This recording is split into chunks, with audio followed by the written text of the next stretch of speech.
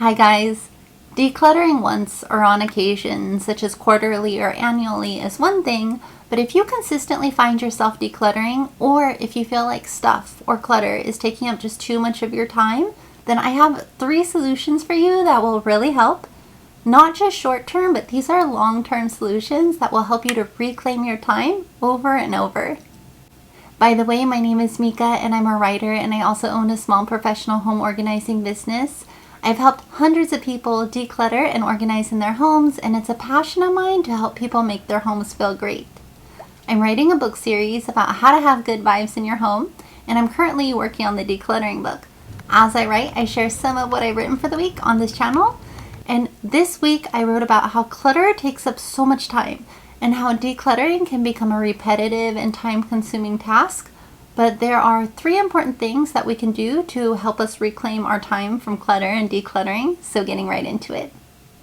The first thing that we can do is to shop less. Recreational shopping is one of the quickest ways to clutter up your home. When you shop, you inevitably see things to buy, and there's something called the Diderot effect, which basically means that shopping leads to more shopping.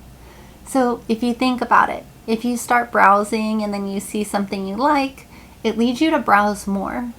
Or if you pop into one store and you come across a really good find, something that you really like, then you instinctively want to shop more to see what other good finds you might come across. Or if you buy a really great t-shirt that makes you feel attractive, now you might want to buy some new jeans or other bottoms to go along with it. And you might even start to want a new outfit, like a whole entire another outfit.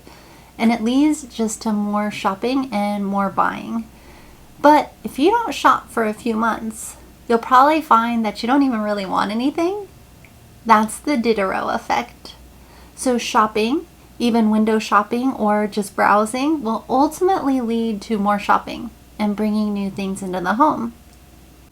So if someone shops often, then the problem that arises is that you can get stuck in a buy and bring more in, my home is too full and I need a declutter cycle. So basically a buying and decluttering cycle. This can be very time consuming. It can zap your energy, it can take up precious and finite time, and steer you away from other things that are more important and meaningful in your life. And your time and your attention gets taken up by stuff, whether it's deciding what to buy and bring in, or decluttering and deciding which stuff to let go of. But the less that you shop, the less full that your house will get, and if you minimize the amount of things that you bring in, it can make a tremendous difference in the feeling of your home. Especially if you take compounding. Compounding is so powerful. So over time, you'll really notice the effects, and this will save you way more money and time than you would even realize when you're just like harmlessly shopping and just bringing in one harmless bag or one box of stuff in. Imagine if you brought something in weekly or every few days or even daily for a year. Over the course of a year, you can imagine how much that would add up and how much storage space that would take up. Now, if you shopped less often, then likely those things that you do buy and bring in would feel more special, and the effect over the course of a year or 2 years or 5 years would be so much less in terms of clutter and stuff building up. And that is time saved in shopping and finding more items to bring in, trying to figure out more storage, decluttering, organizing, and maintenance of items, and you're much less likely to get caught up in that shopping and decluttering cycle. By minimizing shopping, you'll save time immediately, and you'll also save a lot of time for your future self. So here are a few tips that might help reduce shopping. First, because of the Diderot effect, just by not browsing and not going into as many stores will help and go a long way. So if you find yourself thinking, ooh, I kind of want to browse, then go do something else. Also, to limit impulse purchases, which can have a very strong pull. If you see something that you really like, ask yourself if you truly need the item and what value it'll bring to you. And it really helps to question the item and think of what other similar items that you already own. Sometimes you'll see that it won't actually bring that much value to you and you'll avoid buying it. You can also avoid sales or deals that encourage you to buy things that you don't need. This can lead to clutter all around the home, but I especially see this in closets. For example, we'll come across something that's clutter or a weight on a person, and they'll say, well, it never really fit me that well, or the color never quite suited me, but it was a really good deal. And the sale basically prompted them to buy something that wasn't quite right for them, and now the item is constantly skipped over and it takes up precious storage space. And I'm not saying all sales items are like that. I've seen some sales items bring a lot of joy, especially if it's like strategically bought, but that's just something that I hear often when something doesn't fit quite right. It was usually bought on sale, and it's usually when you come across something on sale and then impulse buy. Another thing that you can do is to make shopping lists and then stick to them. This will really help you to buy less and to not buy unnecessary things just because they're on sale.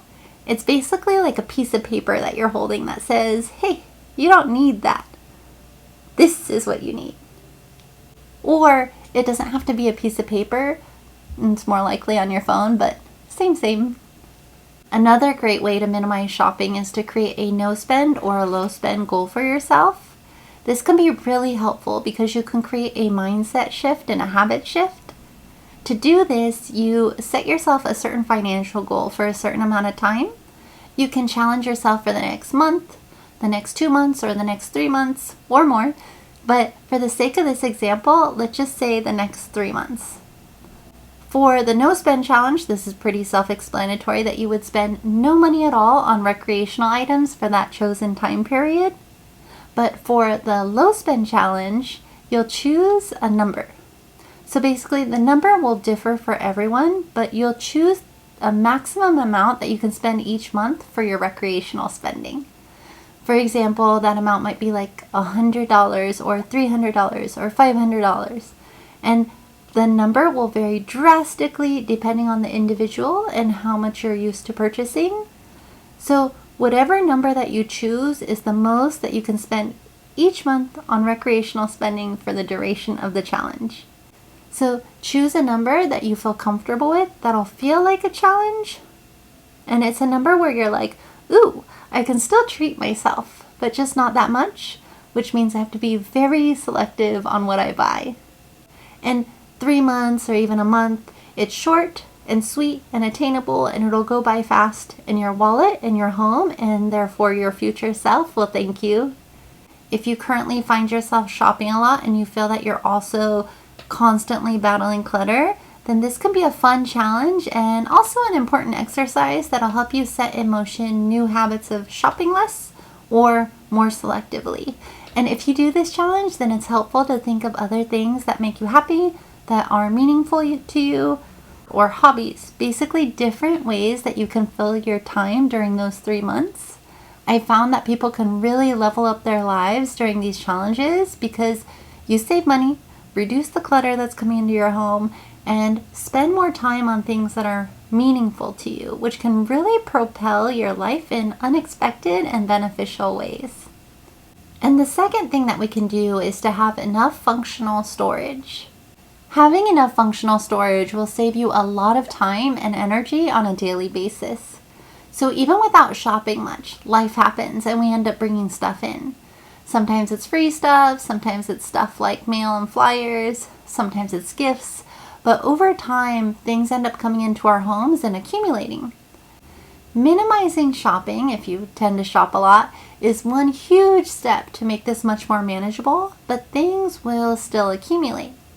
And then we have our older possessions that might be very meaningful to us, and then also other possessions that maybe no longer provide us with value for the new chapter of life that we might be in. Because as we grow, we inevitably end up outgrowing some of our possessions. So as we go through different stages in our lives, over time, you'll always be decluttering a little bit here and there and letting things go that no longer serve you or provide value to you. It's kind of like pruning a tree, getting rid of the dead weight so that you can flourish. So in your home, you want to have functional storage that supports your daily life and your lifestyle, and that also allows for this natural fluctuation over time, and we'll talk about this in a minute. And also, I just want to clarify something important. Storage is meant to temporarily store away items that we aren't currently using, but we will use, or items that have value to us. And it sounds like I'm stating the obvious, but too often we store away things that we probably won't use again because we have the space. For some of us, it might just be easier to store it away than to deal with loss aversion or trying to figure out what to do with it. This can lead to issues later in terms of accumulating clutter and not having enough storage space. A good solution to avoid this is to have a box or an area for donation and or sell items. If you feel like you don't have enough storage space and you haven't done a thorough declutter of your storage spaces in some time, like your closets or linen closet or garage shelves, it might be worth doing a full in-depth declutter where you take everything out of a linen closet or drawers to assess your belongings and declutter and then put everything else back. The reason for taking everything out is because the things that you don't need, use, love, or even want, so your clutter, it's usually taking up precious space in the very back or in the hard to reach spaces in the depths of your storage areas. So if you have any storage spaces that are getting pretty full and aren't that functional anymore in terms of ease of use, doing this can be really helpful. You'll have to put in that upfront work for a day or a weekend or even a week, but it'll make room for more storage space and then make things more functional again, and this will save you a lot of time on a daily basis in the long run. You basically put in the work up front and then reclaim your time for a long time afterwards. This is especially helpful if your storage spaces are full and stuff is spilling over into your living space. What usually happens in this instance is it's too difficult and too tedious to put stuff back into their homes when the storage spaces are too full. So it just gets left out.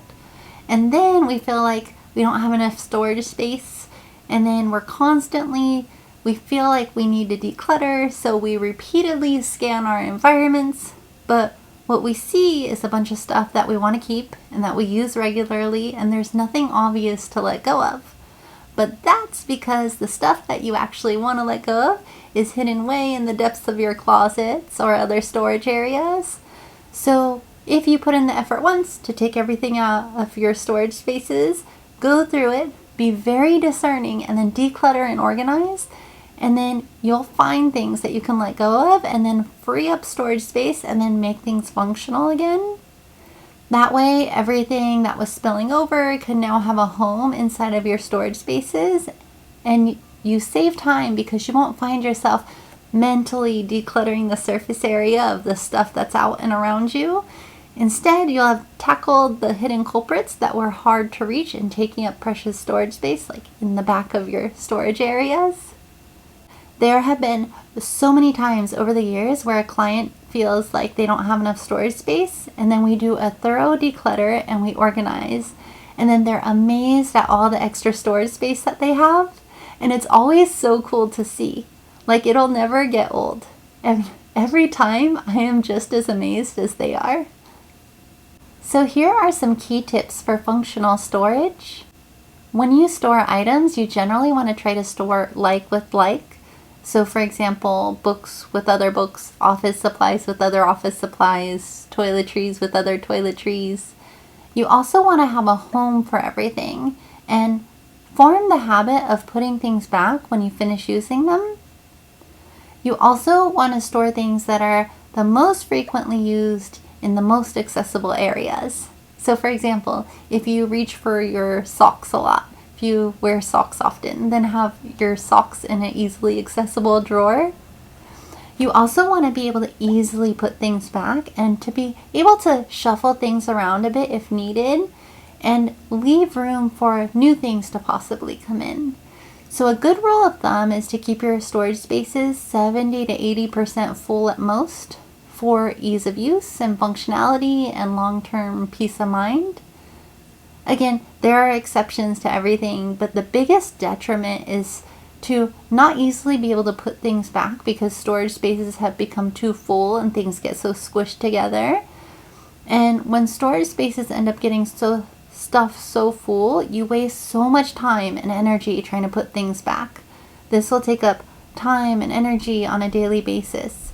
But if you have just a little bit of that extra space, it feels so nice and it's easier to maintain and utilize as you're constantly pulling things out and putting things back in.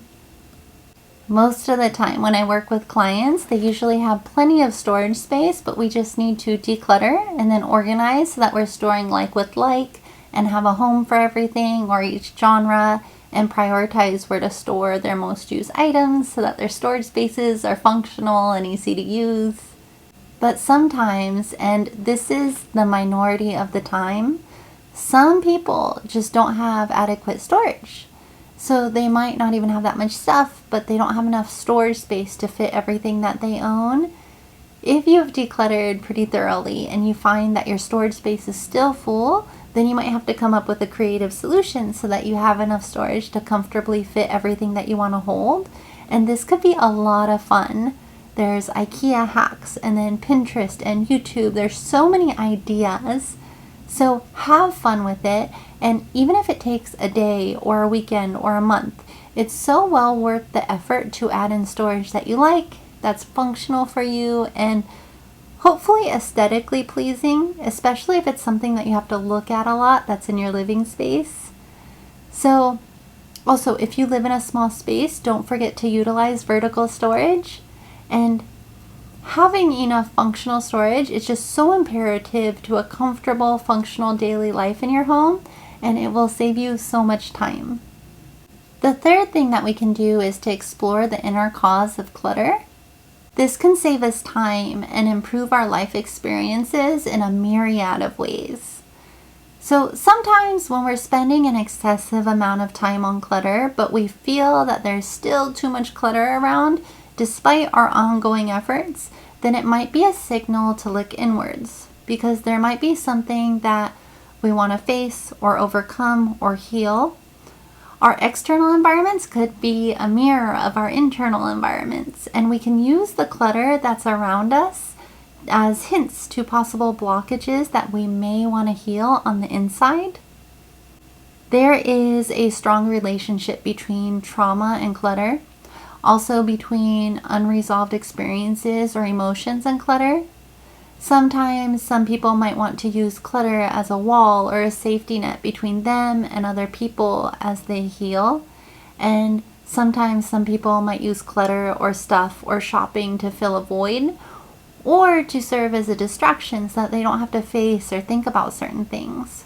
And clutter can also accumulate if we're overloaded and stressed, and it throws us out of balance. So clutter indicates this to us, like, hey, something is off and you might want to fix that. But I think that if we have internal clutter that we're holding on to, we'll usually also have external clutter around us in our environments. So clutter isn't always bad.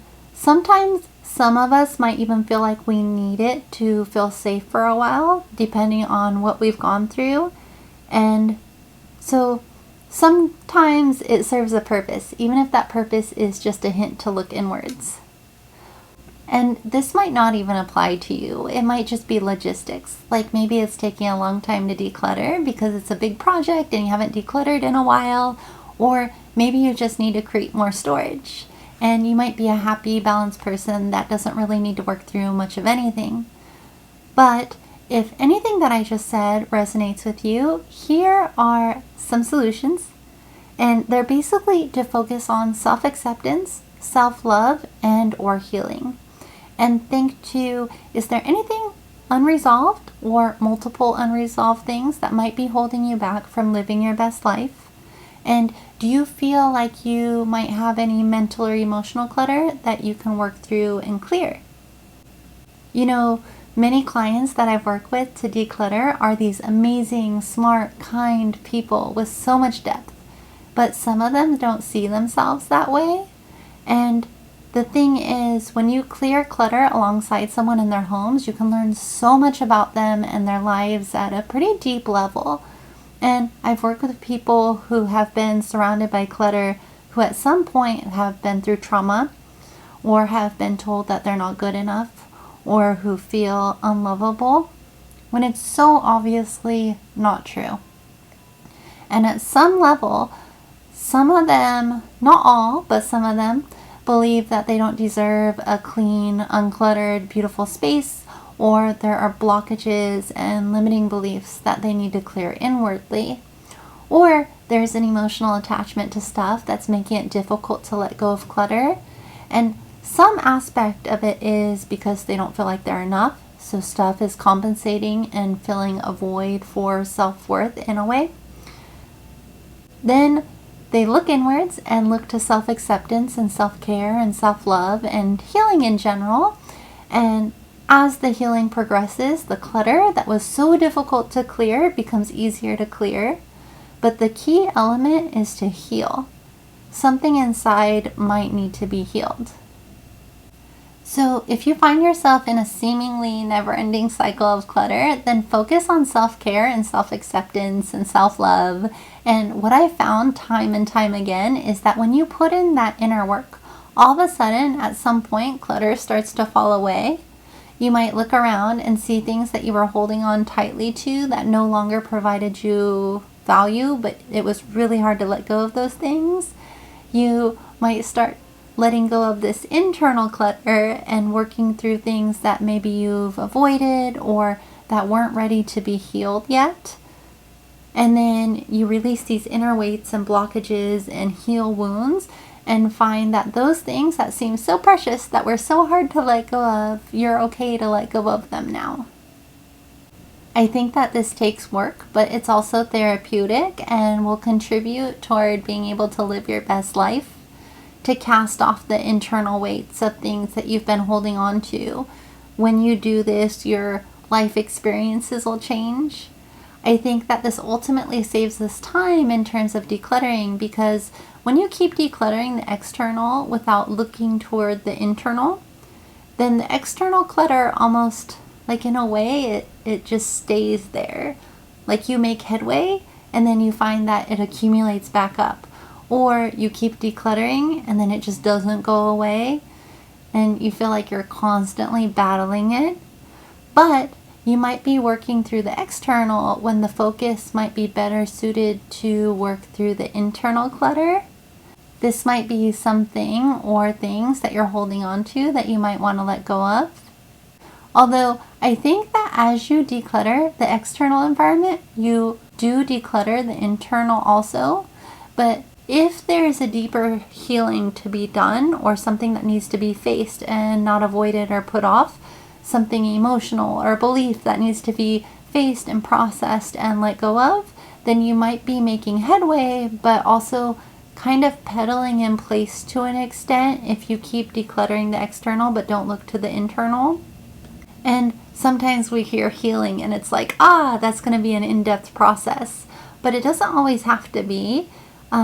Sometimes I'm working with a client and you can tell that something reminds them of like a negative experience or something weighs heavy on them, but it's hard to let go of, and then we'll talk about it.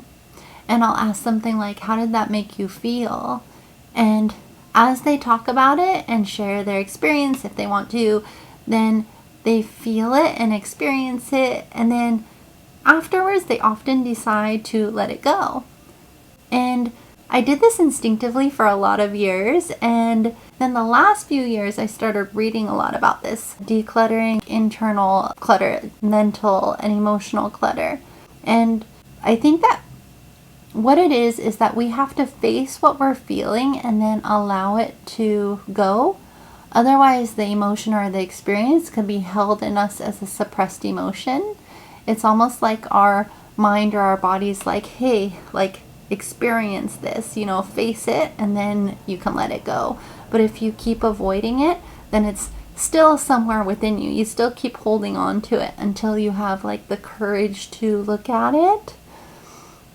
So if you have an interest in doing this, there's this book called Letting Go by David Hawkins. I'd highly recommend it. This is great. And then there's another book called When the Body Says No by Gabor Mate. That's a really good book. And then another book about releasing emotions that's pretty good, but I'd really recommend this Letting Go and When the Body Says No first, but Emotion Code is also very good. But I'd start with Letting Go. This is absolutely excellent for clearing like emotional and mental clutter.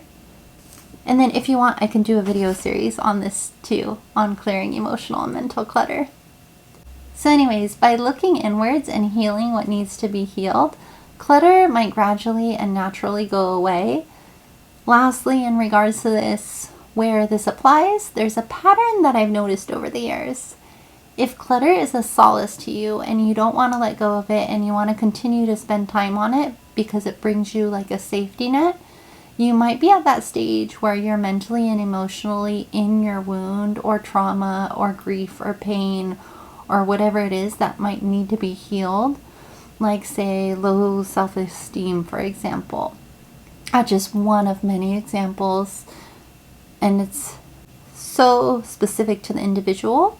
But if clutter then starts to become bothersome to you, you might be on the brink of healing. Like you might be really wanting to heal. Then as you let go of your clutter, I think that you're also often working through your internal blockages, and that's why decluttering can feel so therapeutic. As external blockages are being removed, so are internal blockages and vice versa. So if you're continuously struggling with clutter, you can consider looking inwards to see what might need healing and then work from the inside out. Once you're on that healing trajectory, you might find yourself recouping your time and energy in a myriad of ways. And I talked more about this point in this video about journaling as you declutter. Even if you don't want to journal, you can still think about the things that I pointed out in this video, and it might be helpful because it talks a lot about internal mirroring external. And this should appear in a few seconds, and also another video that you might be interested in. If you enjoyed this video, could you please hit the like button, as it helps more people to find my channel, and I'd really appreciate it. If you'd like to see more videos like this, please subscribe, and thank you so much for watching. See you in the next video.